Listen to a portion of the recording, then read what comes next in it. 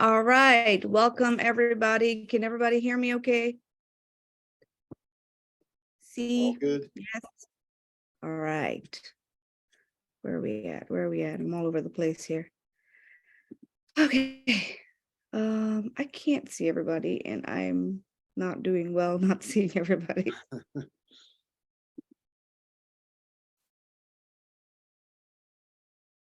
There are people here, right? All right, now I'm seeing people. I don't know what happened just now.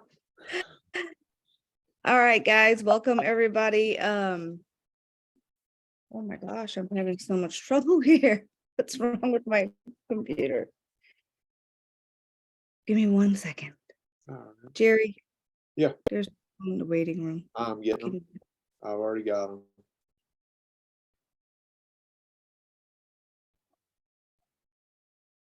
Okay, I'm not sure why. Okay, here I am. Okay. We're gonna get started here. Welcome everybody to the Multifamily Freedom Chasers Financing Zoom. For those of you who do not know me, my name is Shelly Miles. I'm a commercial mortgage broker and I am the co-founder of Adventure Commercial Capital. At this moment, I'm just gonna hand it over to Jerry Miles and he is going to take it from here and then we'll jump around a little bit, but go ahead, Jerry.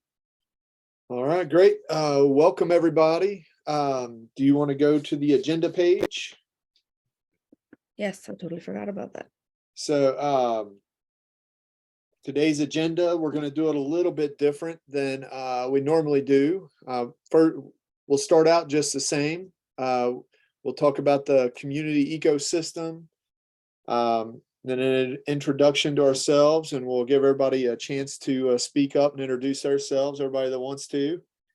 And then usually we go to the current debt market and then we go to the main topic.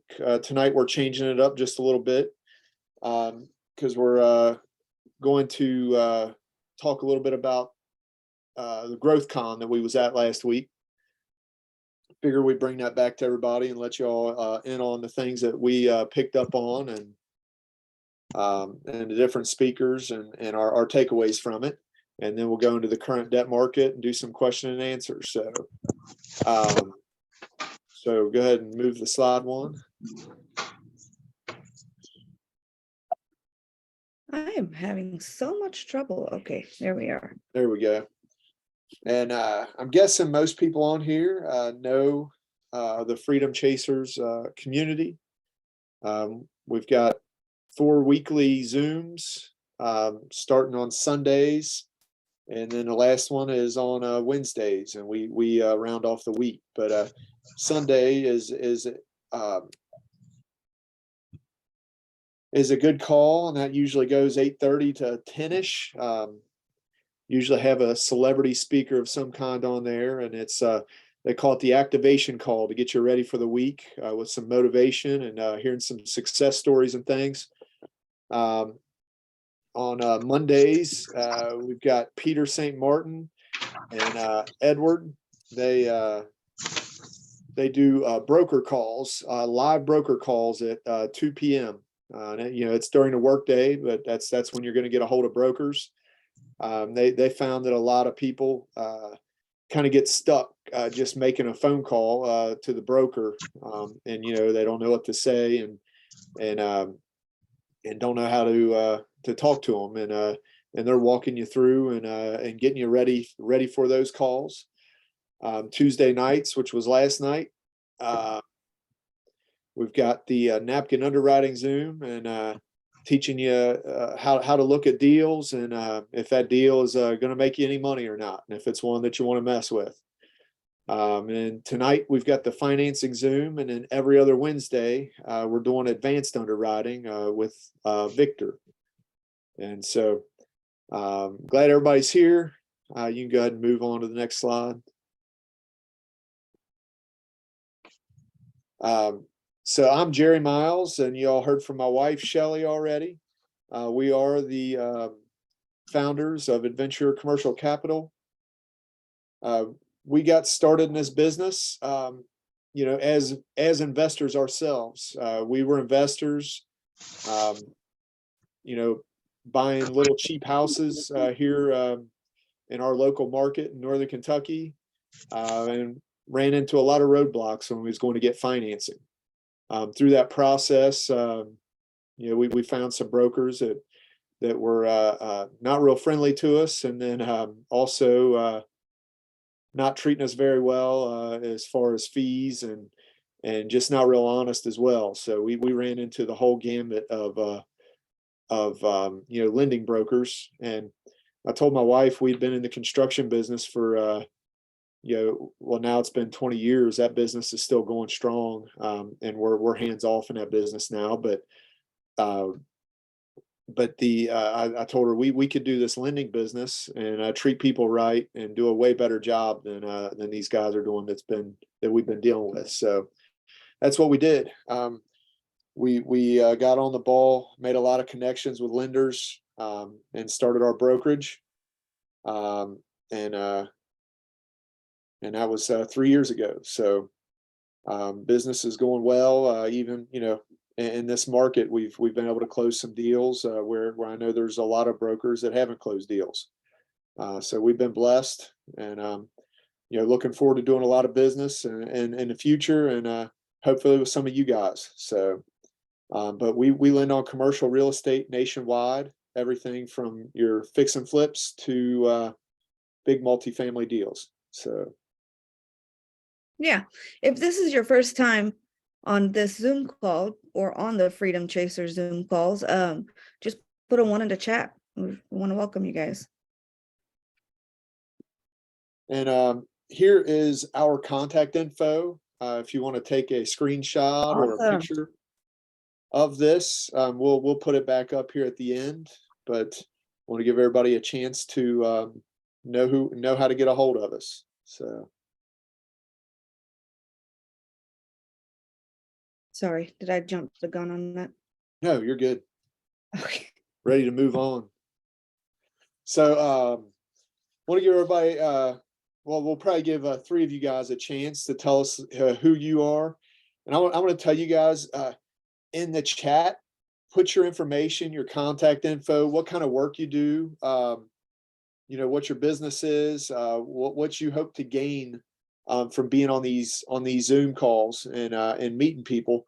I recently got a call from a guy that is in our church that I invited to the call, and he's a contractor, and he met someone through the chat on this call, and now is bidding remodeling an apartment building for the guy.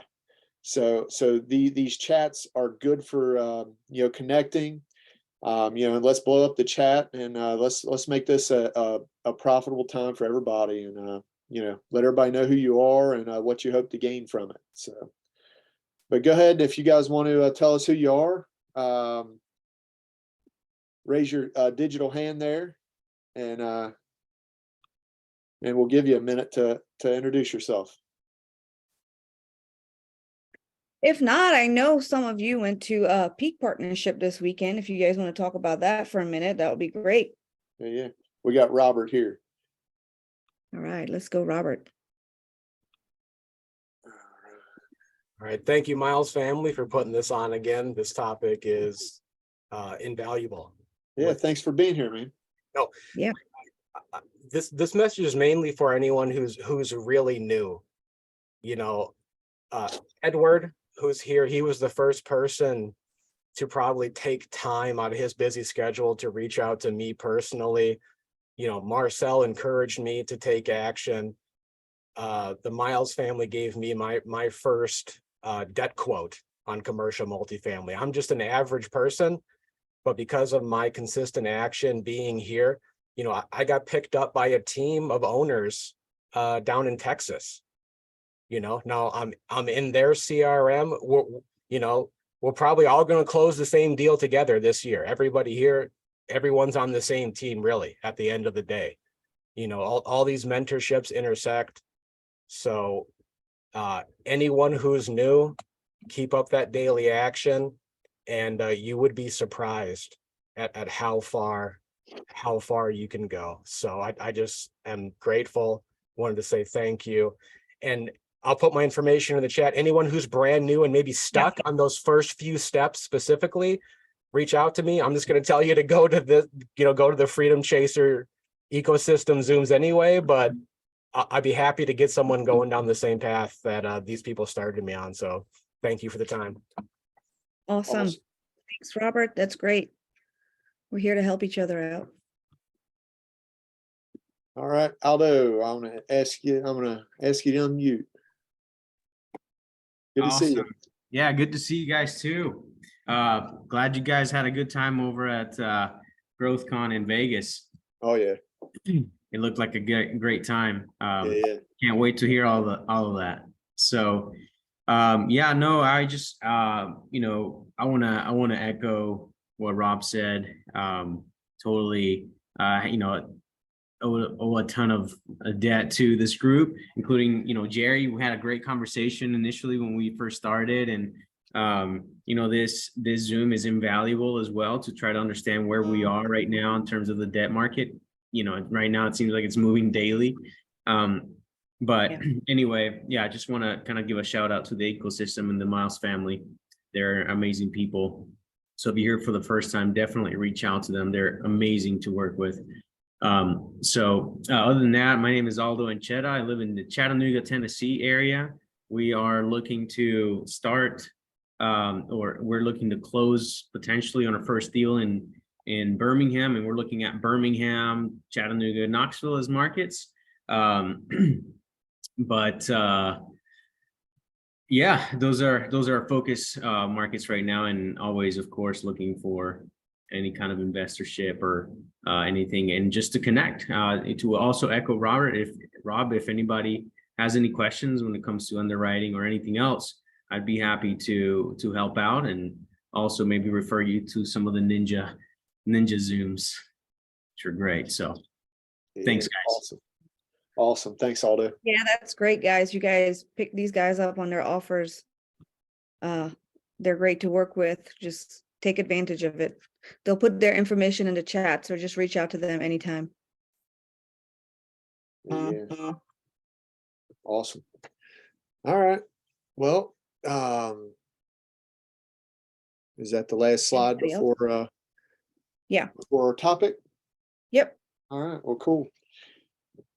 Well, as we said, we're gonna talk about our takeaways from Growthcon, and I'm gonna start. Me and JJ went for the first 2 days, just the two of us, and then my wife Shelly and our 13-year-old Jordan came on the last day.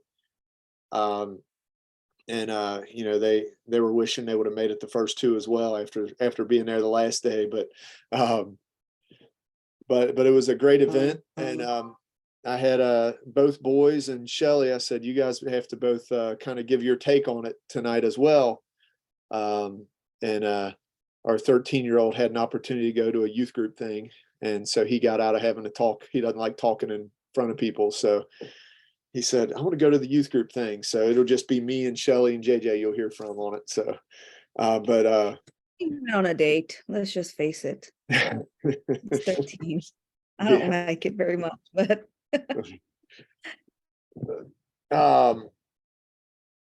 I kind of wrote down some notes, and I'm just going to go through all the speakers that were there. Grant started it off. He spent like the first 30 or 40 minutes. And he was his usual rah guy, and he's always got good content and things. But he kind of tried to stay back out of the limelight of most of it. He interviewed a few of the guests, but overall he wasn't the center of attention. He was trying to put the attention on the guests and things, and it was he did a real good job of that. So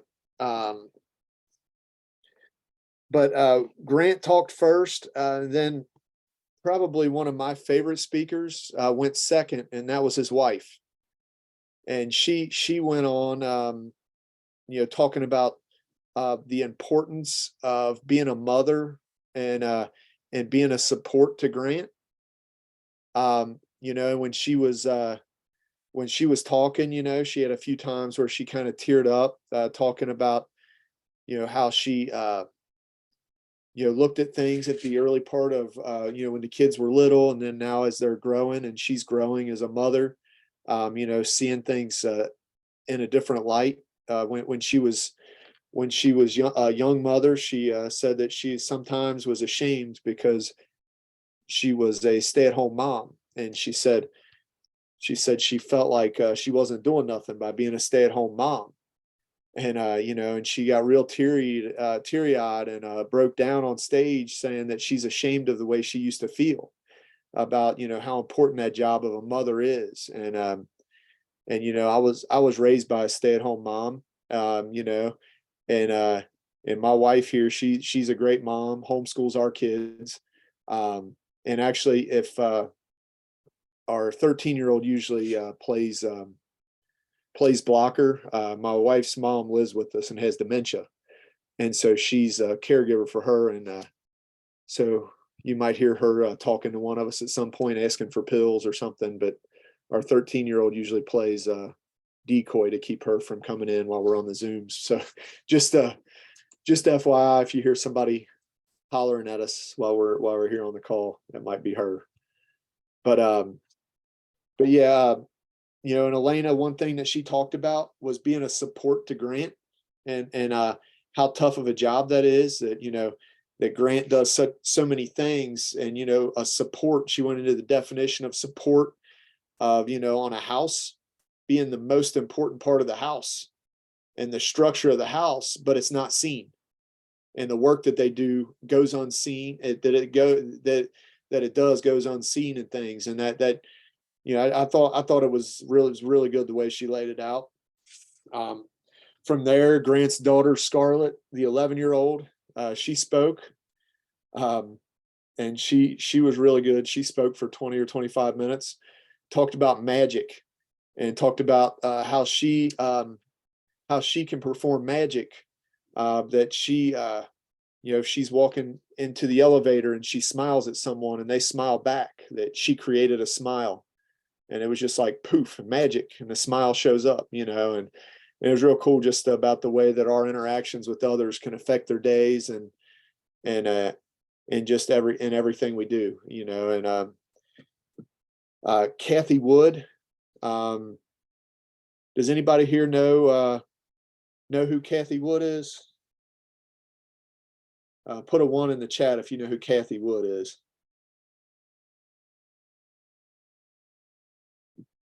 So she's on Fox Business, CNBC, Bloomberg quite a bit, but she runs a $60 billion hedge fund.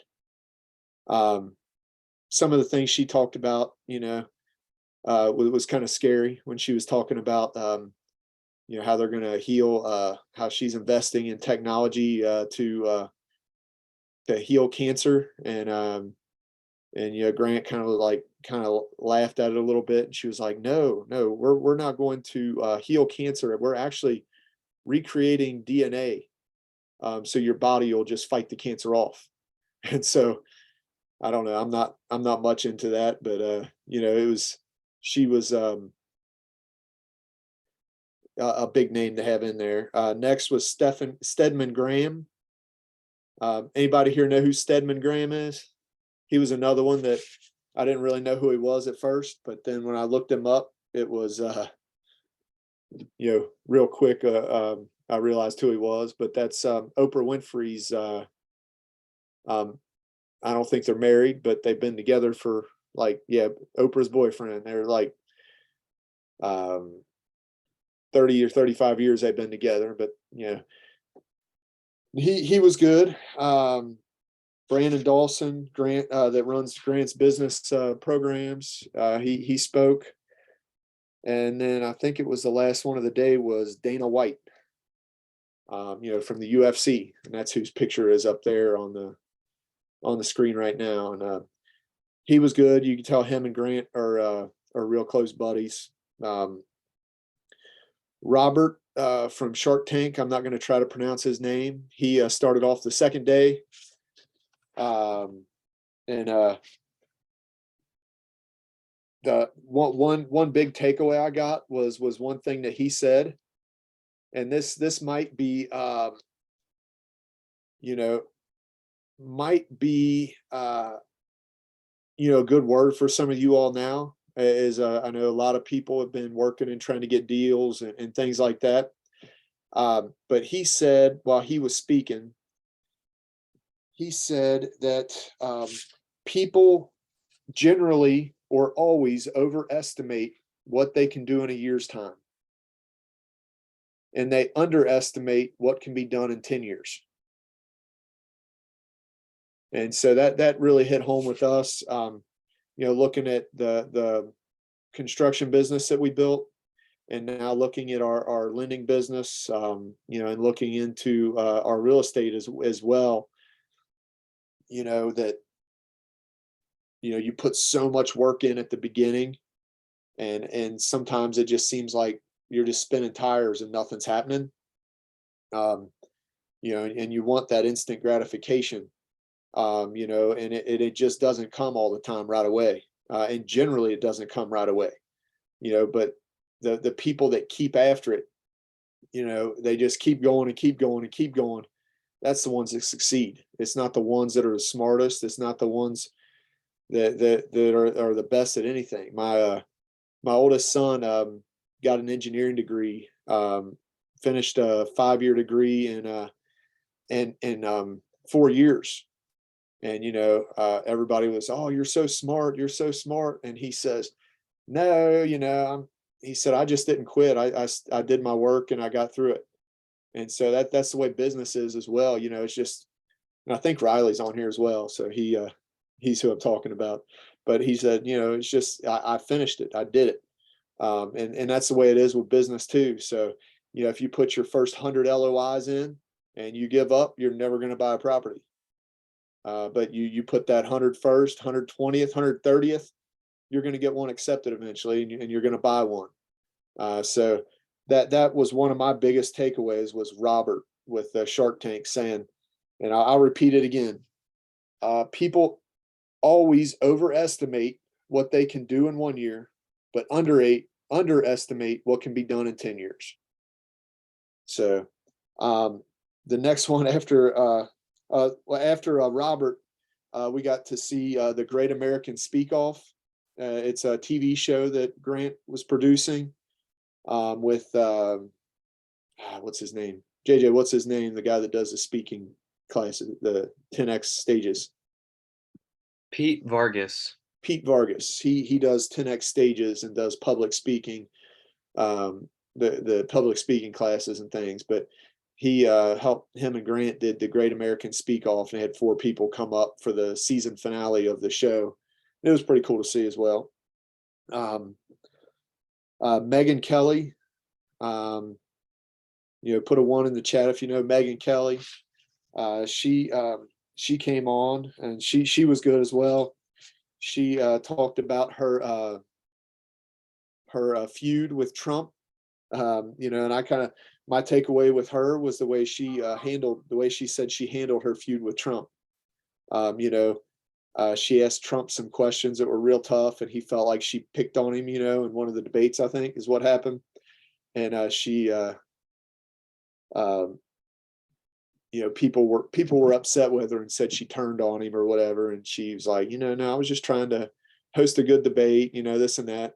And she said all these people in their groups, the Trump's advisors and her advisors, they were going to her and, you know, hey, you know, let me say this to him. Why don't you let me do that with him? And she said, I'm not doing any of that. And she said she got in a car, went right across town to Trump's office at Trump Tower, and went right in his office and looked him eye to eye.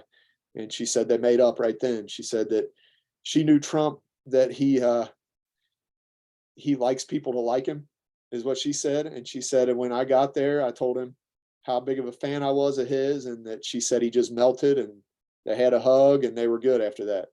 And so that I kind of took away from that, you know, no matter what you think is between you and another person, just sitting and letting it stew and not going and confronting the problems is a lot of times worse than going and seeing them face to face, so. So Kevin Turner, that was somebody else I didn't know until this time. But Kevin Turner ended up being the youngest, part of, what do you call it? He was the youngest executive through the Walmart company. He was president of Sam's Club at, I think, age 29 or 30, and started as a cashier. And then he went on to, be a part of Microsoft, part of the board and things at Microsoft. Went from there on to another company, but a very high level,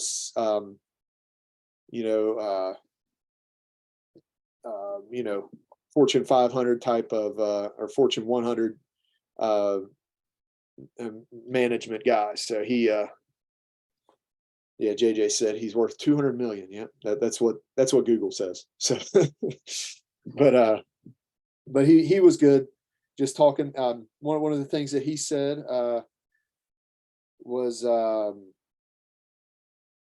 one thing he sees in successful people that they all have in common is that they have a divine discontentment.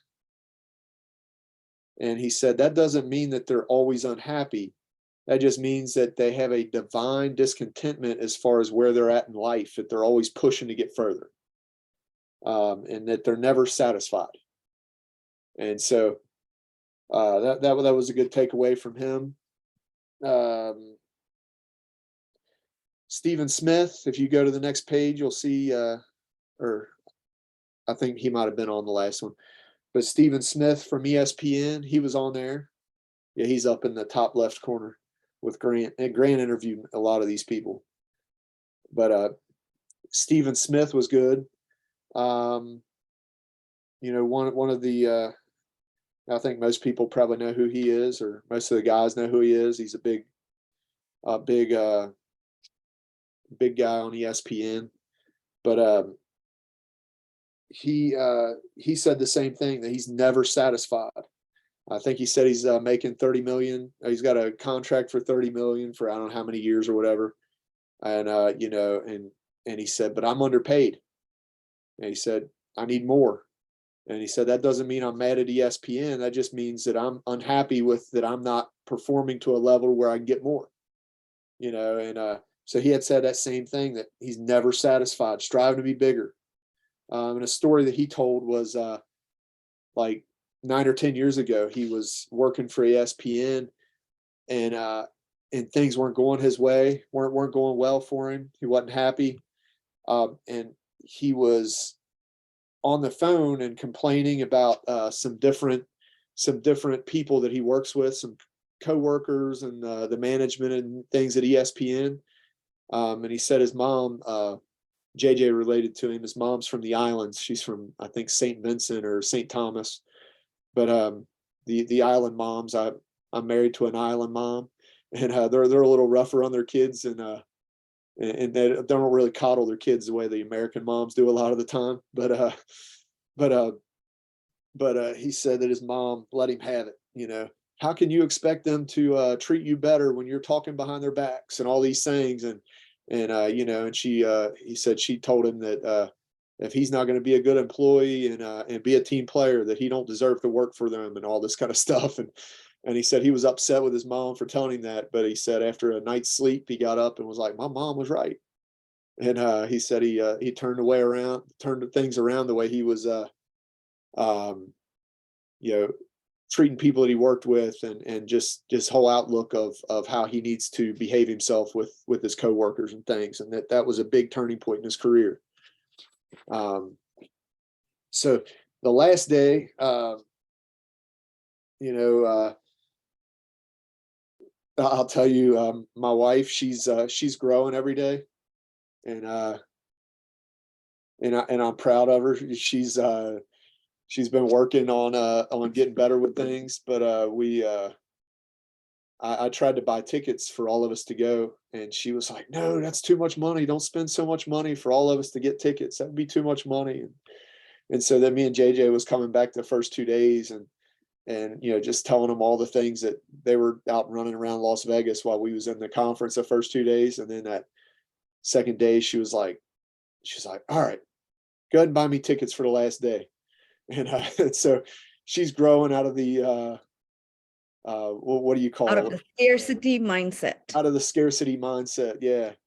And I so, felt left out. yeah. I really felt left out. All of And so the I was like, information they were giving me when I came back, and I'm like, I want to be there. But you yeah. guys, the energy when I And went, so- the energy in that room, in that place was, oh my gosh, like I feel like we're still coming down off of that high. But being there, being in a room with those people, with Grant and his people, is just different than anything else. It's super crazy. And I do encourage you guys, if you guys ever have a chance to go to one of Grant's event, or even the Growthcon next year, I mean, I suggest you guys go. We're gonna buy tickets for all 4 of us to go. I don't, you know, I'm not gonna worry about the money. I'm just gonna do it, you know. Well, But the some of boys, the stories I'm now hearing, so I didn't yeah. hear the island lady one, the Yeah. island mom one. So the boys are pushing for us to buy diamond tickets, and I think they're 20,000 a piece. I said, no, we'll stay in the other seats, but we will buy 4 tickets next year. So but the last day started out with the guy that created Spartan Death Race. You know, the Tough Mudder races, and there's a big list of races that he and different things that he started. But his name is Joe DeCina. You know, and some of the things that he talked about was, you know, he started doing the races and things. He managed a hedge fund. You know, he managed a hedge fund, grew a really big hedge fund and things, and he said that he wanted to get his family out of the city. They were living in New York City, and they bought a farm up in Vermont and moved to Vermont. And he said while he was there, they were doing a little mini farm and different things. And as he was doing it, he realized how out of shape he was, and got started, you know, working on the farm and doing things and trying to get in better shape and running. And he started going to and running these races, and you know, what do they call them? The ones where they bike and run and swim and all that. And anyway, through all that, he created the Spartan Death Race system. And there's all these different races, but his big thing is, you know, if it's hard, you need to do it even more. You know, and I heard that so many times. Like, if it's something that you don't want to do or that you're uncomfortable doing, you need to do it anyway. You know, and that they need to, you know, push yourself. If you don't like to speak in public, you need to do it. If you don't, you know, if you're afraid to start a business, you know, and you've got a W-2 job, and you've been afraid to just go all out, maybe that's what you need to do, you know. And that was his thing, is, and then talking about getting comfortable with being uncomfortable. You know, whether it's physically, whether it's emotionally, spiritually, just whatever it is, getting comfortable with being uncomfortable. And that was real good. One thing I liked about the way that they had it set up is, you know, there was quite a few different people that had their kids and things there, but they talked, had a few different sessions. Like Elena's speech, she talked a lot about family. And then right after Joe DeCina, they brought up a couple, and I had never heard of them until Growthcon, but it was Sarah Blakely and Jesse Itzler, and they're a married couple for, I don't know, 15 years or whatever it was. But they are both business people. How do you say the name of her company, babe? Is it Spanx or? Spanx. Yeah, she she's the founder of Spanx. Sold it for I see all the ladies are all telling me what it was. I didn't know. I think 1.2 I'd heard the name before, but I wasn't familiar. So,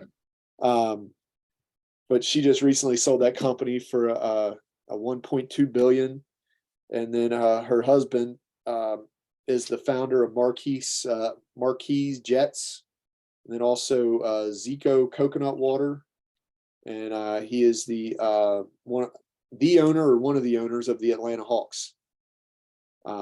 So but they talked and they set up the kind of a round table with Grant and Elena talking about marriage, and just very a very family good oriented. couple, and them and Elena and Grant, they were all real good together, as far as the way they talked about their marriage and in their business and raising kids and all those things. So there was 3 more speakers after them, and the first one here out of the last 3 was Sabrina Cardone. That's Grant's 13-year-old. And looking at her, she's like a mature 13-year-old. You'd swear she was, she could definitely pass for a 20-year-old girl, if people didn't know who she was. But she talked about change, and that change is inevitable. We're all going to face changes. It's just a matter of, are we going to let the changes happen to us, or are we going to push and be the reason change is happening? Are we going to push forward and make good changes, or are we just going to let whatever changes happen? And it was a real good speech. And she started out because she's changing from a little girl to a woman, and she's talking about the changes there and relating it to just change in life and things we go through every day. So but then we had Mark Wahlberg.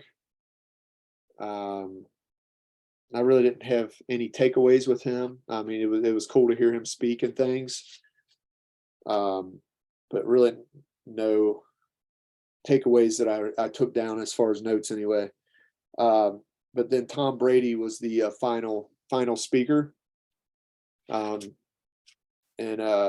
his story and things about being the 3rd and 4th string quarterback in college, and then the guy that recruited him and left the school, and the head coach that was there when he was recruited left the school, and he's a 3rd string quarterback getting like 3 or 4 reps a game, and the 2nd string quarterback's taking like 20 reps a game. And he had the same story of complaining about the position he was in, and like he was about ready to quit. And that somebody came to him, I think it might have been the strength coach or something in college, it came to him and said, "Don't quit." He said, when you get up there and you have your chance to throw your 3 reps, make them the best you can make them. And every time you get a chance for the coach to watch you, he said, you make the most of it. And he said it wasn't before long that he was the 2nd string. And he told himself if he ever got a chance to get on the field, that he wouldn't come off. And so he finally got a chance to start or to go into a game. And when he went in, they never pulled him off the field. And then he told the same story about when he went to the NFL. He was the 199th pick. And he said, I don't know if he was exaggerating or if this is true, but he said he ran the slowest time at the NFL Combine ever when they were doing all their stuff there for the scouts. He said he ran the slowest time. There was the 199th pick, and ended up with New England. And he said that he had the same thing happen when he went to the NFL. He said he told himself, he started out as the 3rd string, told himself that once he gets on the field, he's not leaving. And he said his second season that the starter got hurt, and he went out, and he said he never came off the field and started the rest of his career. And so just, and his big thing was talking about, people talked about how he hated to lose and all these things, but he said the biggest thing that pushed him all through his career was he didn't want to let other people down. That he didn't want to let his parents down. He didn't want to let his wife down. He didn't want to let the coaches and the other players down. And he knew a lot was riding on him, and that's what he was that was his big thing, that was his driving force. So I'm gonna be done talking now. It was a cool event, and I just kind of wanted to go through everybody. And I'll let who's gonna go next? You or JJ, babe? Hang on one second. Okay. JJ was supposed to intercept her, but he's not doing his job. She came to my room. Anyways, that was my mom. We had the pleasure to meet Carmen. Is she up here today? I see her in the chat. And if you guys were at the 10x Growthcon, put a 10 in the chat. Let's see who was there. I know the one guy who uses a cigar was there, Michael, but I don't know if he's on here today. All right. Oh man, quite a few of you guys were there. Awesome. Wow. That's great. There's Carmen. I stole her lovely picture from Facebook. And Jerry met some people. So do you want to go, or do you want JJ to go? JJ can go. Yeah, JJ go. Hi guys, I am JJ Miles. If you guys don't know me, I'm Shelly and Jerry Miles' kid. And my parents were about to go to Growthcon, and last minute my mom gave me her ticket because she thought I'd enjoy it more than she would. And I was really thankful for that opportunity, and I enjoyed it and learned a lot there. I got to meet a lot of amazing people. Like, as you can see here, I met Rod Khleif, Alex, and Pete Vargas. We got to see The Great American Speak Off, which is one of Grant's TV shows that he's been working on. We actually got to see the series finale, which is really cool. So as you can imagine, there was a bunch of really great speakers there, but my favorite had to be Pete Vargas. And the reason for that is, well, first off, if you don't know who Pete Vargas is, he is Grant Cardone's 10x stages guy, which essentially means that he teaches people how to speak in front of audiences and grow audiences and stuff. And that's why we really connected, and I really enjoyed him speaking, because that's exactly what I'm trying to do with my YouTube channel. And I do think it's the most important thing, or one of the most important things when running a business. If you look back in history at everybody that's ever done anything great, if you look at Martin Luther King, Abraham Lincoln, George Washington, like Grant Cardone, even Jesus, the one thing that they've all had in common was they knew how to speak in front of large audiences and how to obtain large audiences. So that's definitely one of the things that separates a millionaire from a billionaire. If you look at all the big billionaires like Elon Musk, Jeff Bezos, Bill Gates, they all know how to obtain and get an audience to believe what they're saying really well. They're all really great speakers.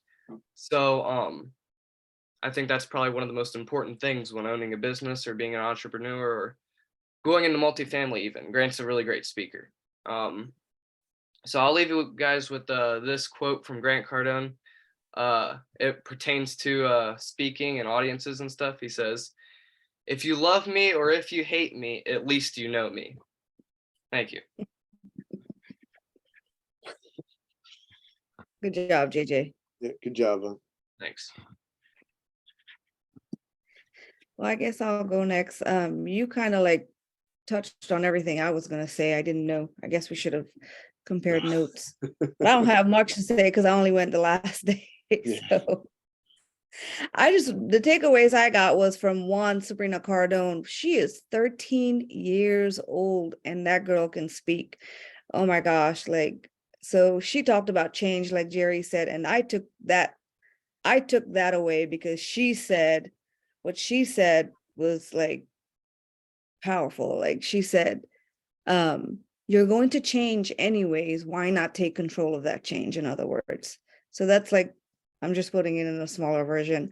So I took that away from her. And then the other person I took away from was Tom Brady. Mark Wahlberg was great. Somebody just reminded us that he did have an 8th grade education, and that was it. And then I think he was part of 9 or something like that, but 9 kids.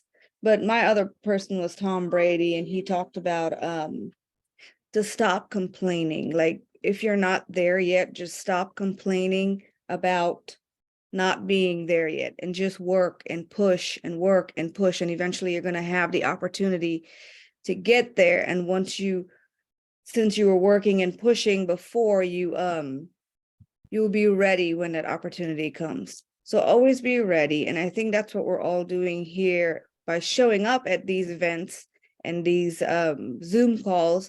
We're all just like being ready, because not everybody's doing things right now. The market's at a standstill for everybody. So we're just keeping educated, and I'm glad that you guys are here to keep educated. And once the market hits, once the market goes down, when interest rate goes down, I think we're all going to have that opportunity to win big. And what else did he say? Yeah, he said there will be opportunities for you in life. It's just a matter of if you're prepared or not. And then you have to take advantage of the opportunities, but you have to develop the resilience within you. And this is what really got me. He said, life is not about how much you succeed. It's about what happens when you fail. So that was a big thing that I took away from him. So that's where we learn, is when we fail, right? And I think that's a good thing to take with us when we're going, because I feel like we've been failing for a little bit now, and I think we won't here. But that's where we come in, and we be prepared for these opportunities when they come, right? But take the fail as a learning experience instead of being down and getting out about it. So yeah, that's it. So it was pretty good. And like I said, the energy in there was really good. And if you guys ever have the opportunity to go to a Growthcon, go ahead and go, because it pumps you up. Like I said, we're still getting off of that high from Las Vegas. It's just awesome being in a room full of like-minded people that want to succeed. But anyways, that's it for me. Jerry, if you want to go ahead and let's do the debt market part. Yep, that sounds good. While they're here. Yeah. And There we go. yeah, and it's not just the speakers that were there. It's just like all the people that are in there. Everybody there is business owners. Everybody there is, high level people. And it was great to be there to just rub shoulders with everybody. So, but we'll get on to the current debt market. Hopefully everybody was able to take away some things out of what we took away from it. So, but yeah, the current debt market, where the current rates, the Fed rate, sometimes when we'll get quotes here recently, even more than ever, because of the way the market is, we'll get somebody that says we're going to be X over SOFR, we're going to be 3.5 over SOFR, or we're going to be 4 points over the Fed rate, or those types of things. You can Google what is the current Fed rate, 4.58 here today, as of a few hours ago. SOFR changes. It's the secured overnight financing rate, and that's just the rate that the banks are trading back and forth with. And then the 10-year Treasury. I know Shelly was talking earlier on a Facebook post. She said, I'm going to share a secret. It might be a secret to some of you guys. Hopefully it helps you all. But if you take the 10-year Treasury rate of 3.86, you can take that rate and add between 1.5 to a 2.25. And that's your range on where agency debt will be currently. So if you take that 10-year treasury rate, add a 1.5 to 2.25, so you got a 0.75% rate range right there. That's kind of where you'll be as far as Freddie and Fannie debt for apartments. So I hope that helps. But rates are up. The Freddie and Fannie rates are not as high. I mean, they're better than the personal mortgages are currently. But it's because they are mission driven. They're governmental organizations here to provide low rates and good terms for borrowers and things. When we're looking at our other lenders, when we're going to kind of our private lenders space, they're high and they're really nervous about kind of the direction of where real estate's going. There's a few of them that are trying to take market share right now from some of the ones that are backing up and not lending as much. But overall, there's a lot of them that are getting really picky and not giving us, good. The DSCRs are dropping a little bit. I mean, some of them are wanting to see a little bit higher DSCR, things like that. But the lenders are just like us. I mean, they're kind of at the mercy. A lot of the lenders, even the private lenders, they're still at the mercy of the market. Very few of them. I mean, there's some small mom and pop lenders out there that borrow from friends and family and things, and they lend out. They lend out of those funds, and they can kind of set their own rates and things, but those are few and far between. What happens is somebody will become a lender and they'll start raising funds to lend, and then they'll go to a wholesale mortgage company or a bank or something and say, hey, this is kind of my track record over the last year or two. And then they'll borrow, 5 to 10 times what they have in their fund, and they'll start lending out of those funds out of the bank so they can have more lending power. And so then that just gets to where everybody that's lending is under these same, the rates and terms that everybody else is in. They're all dealing with a Fed rate of 4.5. They're all dealing with the same SOFR and a 10-year treasury. So that is kind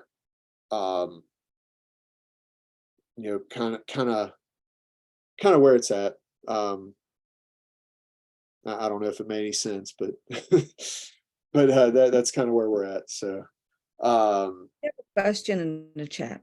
yeah, what is it? Sorry. To clarify, if you take the 10-year, add to 2.65 to have 3.25 spread? No, you would take the treasury of 3.86, and if you have a property that, let's say it's, low income housing or something, and you're going to get the best rates from Freddie and Fannie, you're going to add 1.5 to that. So where would that be? That'd be 3.8 to, 1.5. So you're going to be 5 and 5.32 or 3, whatever it is. That's kind of where your lowest rate would be currently. And then, you'd be at, 6-ish on your upper end of the agency financing. So.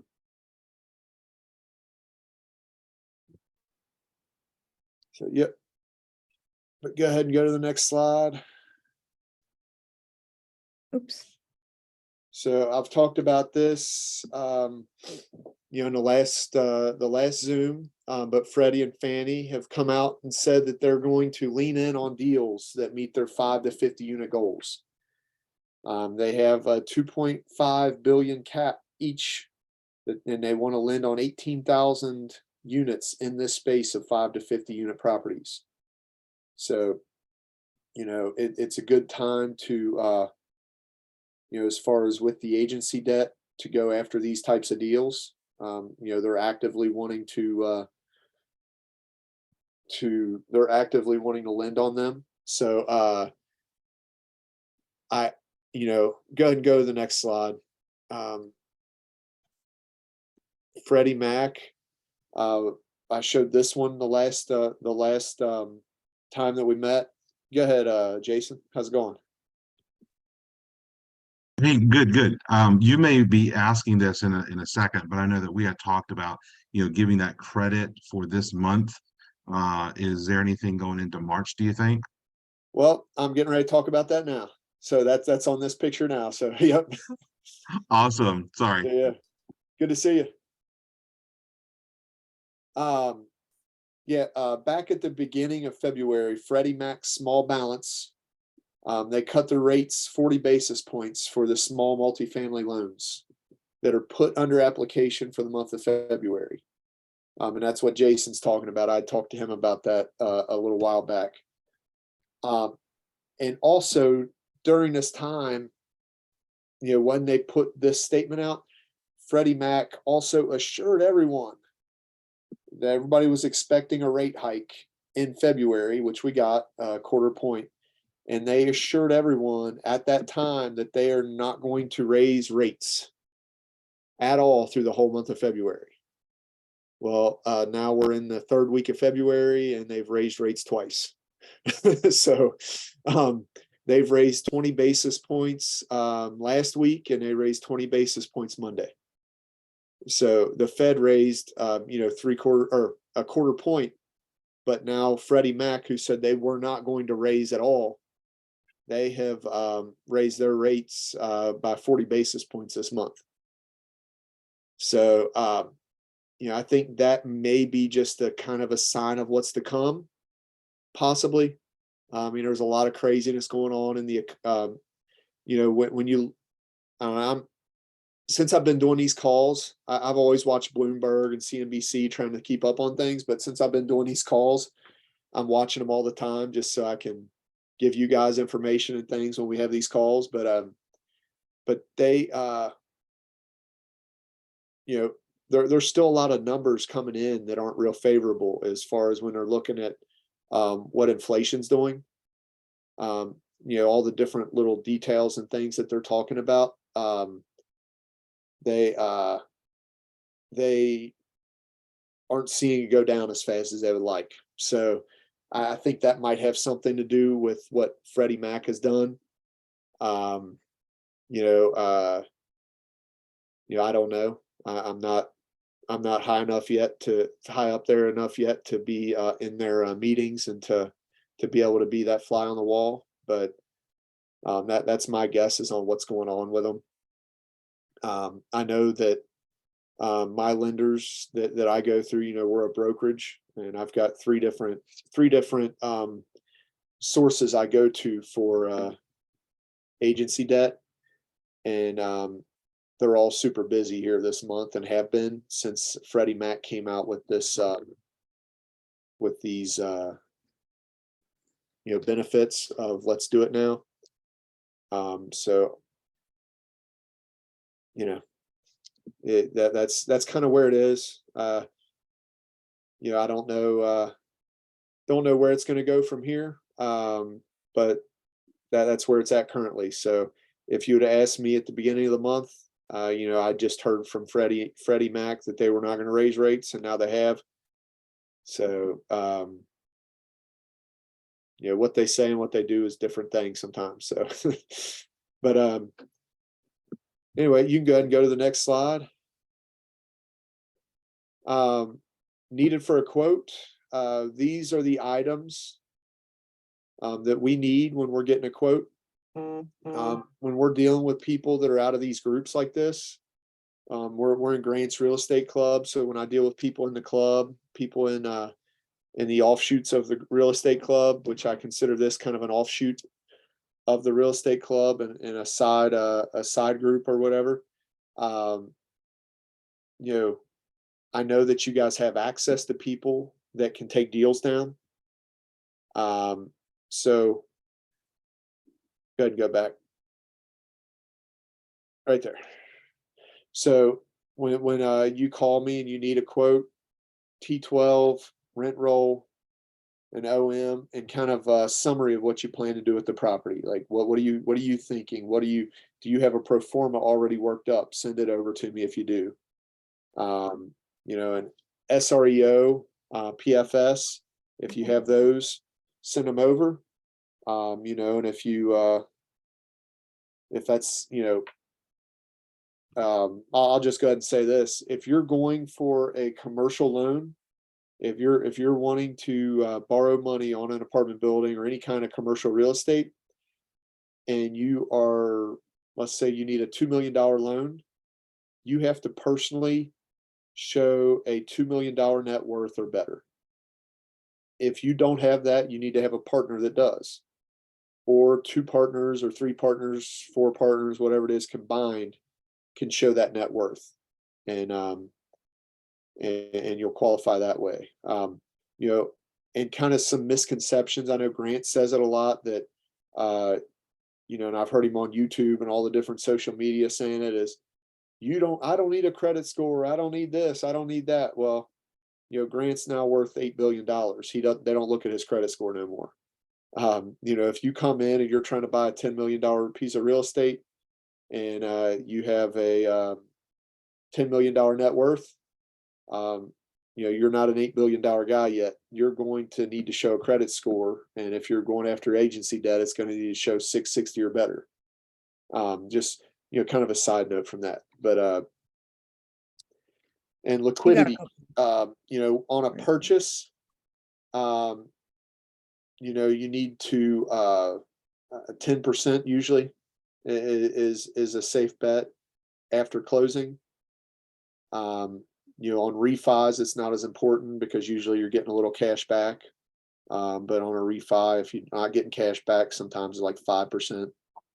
So, but yeah, you go to the next one and we can go into some question and answer. This was kind of a different Zoom since we was not going over any particular topic as far as like financing wise, but We got a question here. yeah, what time is it? It is 8:06. We can do questions for about 5 minutes. Don't want to keep everybody all evening. Yeah. There's go a ahead. guy here. His name is Anthony. He said, where did you get the info from about the 50+ units on the previous slide from the friend? I think it was the Fannie. Yeah. Freddie? Freddie and Fannie came out with a, you know, with a statement that they, you know, and I'll just read the statement here again. This is, you know, you'll find it on any of the big lenders that lend Freddie and Fannie, or on Freddie and Fannie's site itself, that they're wanting to lean in on deals that help meet their 5 to 50 unit goals. They're not, you know, they're a mission driven organization. You know, and governmental agencies, when they get amounts of money that they have to use, I mean, their feet are held to the fire that they got to use that money. You know, so they've got to lend this money. I mean, they didn't meet their goals last year, and so they're trying to push into this year as far as reaching their goals. So, and I see Edward. How's it going, Edward?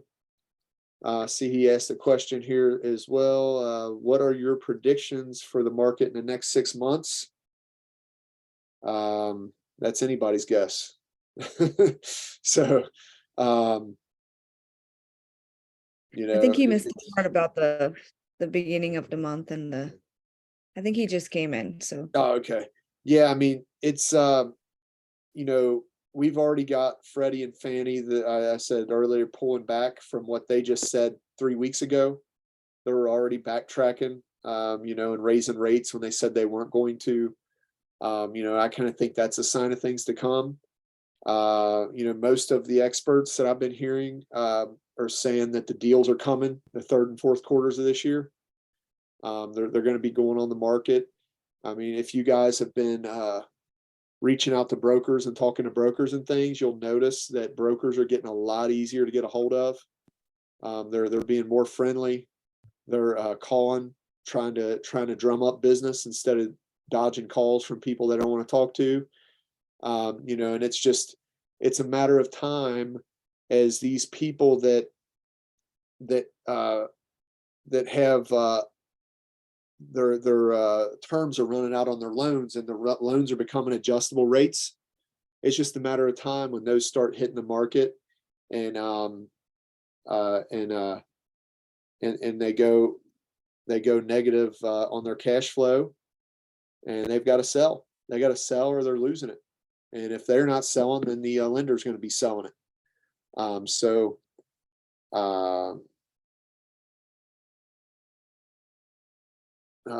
You know, it's just the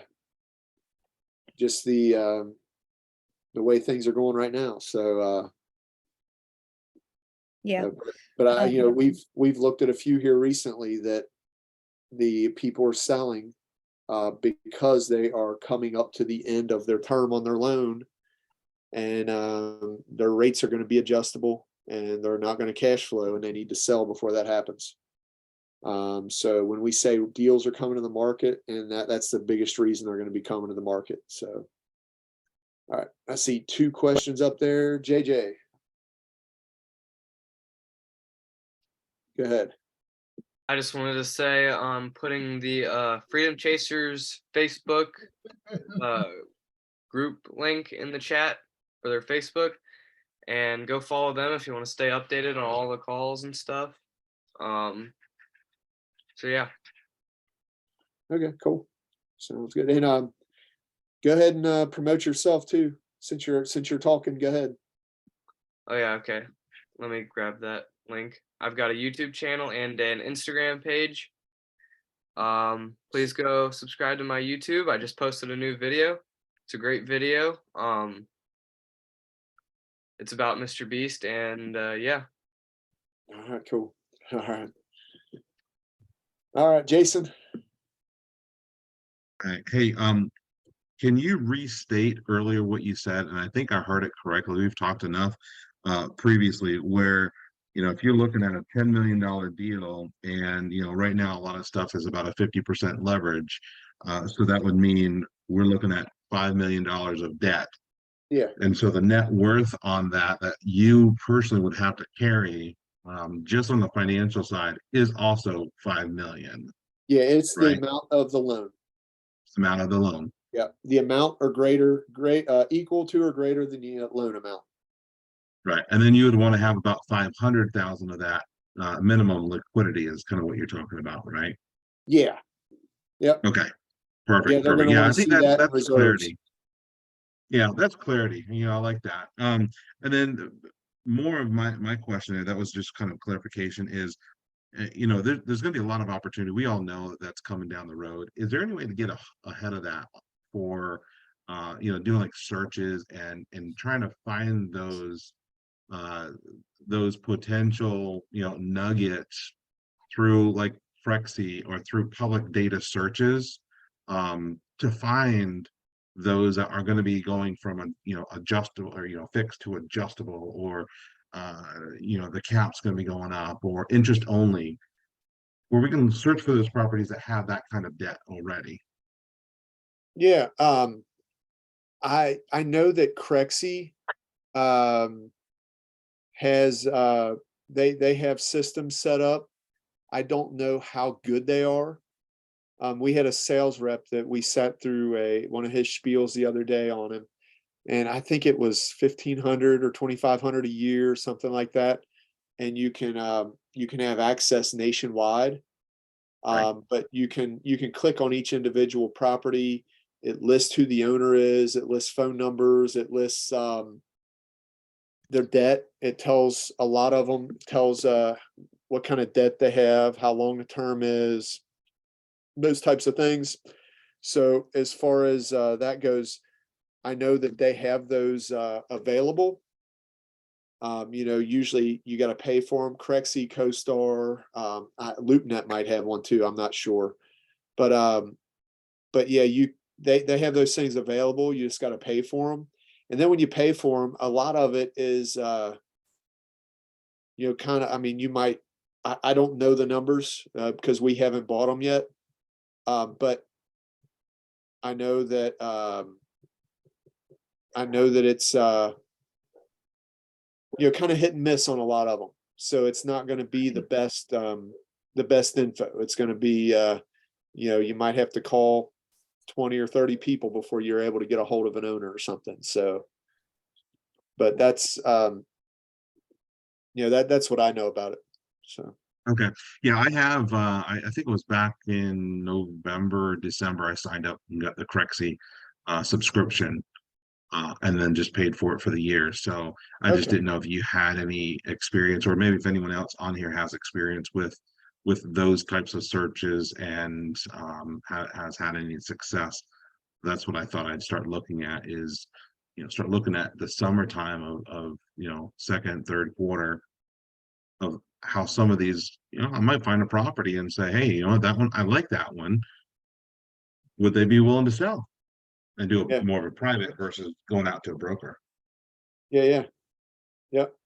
And that's we've talked about doing something similar, just trying to lock into doing refinances and stuff for people that are coming up on their loans and things. But but yeah, we haven't hit that market just yet. So Okay, maybe that's something we can talk offline about.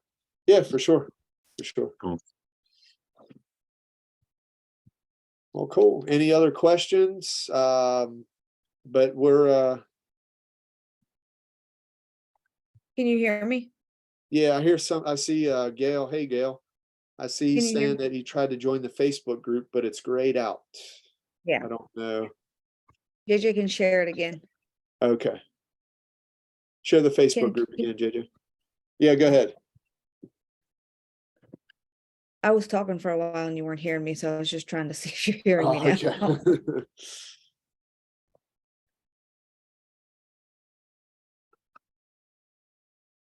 All right. So did you have something to say, or? I do not have something to say, but you can start wrapping up. We gotta go get our child Oh yeah. from his day. Yeah, See. we have a 13-year-old that started out in kindergarten. We started getting notes from teachers about him kissing girls in class.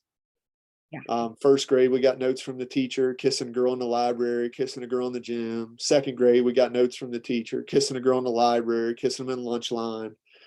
And just and now he's 13, and that's all he's got, these little girls that all want him to go to their youth groups and all that different stuff with them. So no, Lise, not JJ. That's JJ's here. JJ still gets embarrassed if we talk about girls. He's not like Jordan is not like that anymore. So. But a little girl asked him to go to a Valentine's Day thing with him. So at church, so we'll see. She's cute though. I know her whole family, her brothers, her mom, her dad, everybody. So but hey, I appreciate everybody being on here, and I want to I know there's some new faces on here tonight that I haven't seen on here before. So welcome to everyone that has been here in the past. I hope you guys got some good information from it. I want to encourage you guys to sign up with the Facebook group and reach out here in the community and join some of the other calls if you haven't been just yet. Marcel's on here. I don't know if you want to say something about the Marcel, are you able to talk? Do you want to go through the What's up, guys? Can you hear me? Yeah, we can hear you. What's up? I'm at the airport in Atlanta on my way to Houston to meet with Robert. Oh, nice. Yeah, we're excited. Nobody can do this community the justice that you can, so I figure we'd let you do this. I love it. Yeah, man, you guys are so awesome. I was on the plane coming from Chattanooga and just thinking how awesome you are, and I was thinking, how can I give more to Jerry and Shelly? What can we do more to serve you guys actually in this community? Because you're just awesome.